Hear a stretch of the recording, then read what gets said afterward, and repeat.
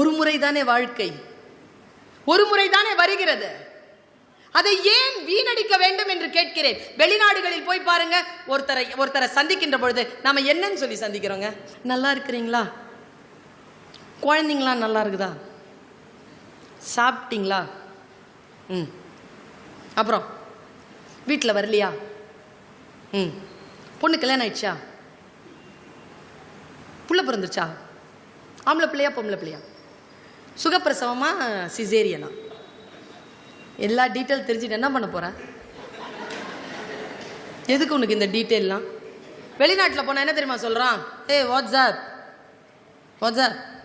Watts new, மேலே என்ன புதுசாக என்னன்னு கேட்குறான். புதுசாக ஏதாவது இருந்தால் சொல்லு, இல்லைன்னா போயிட்டே இரு. புதுசாக கேட்குறாங்க அவன். நம்ம காம்படிஷன் எங்கே இருக்குது தெரியுமா? யூத்.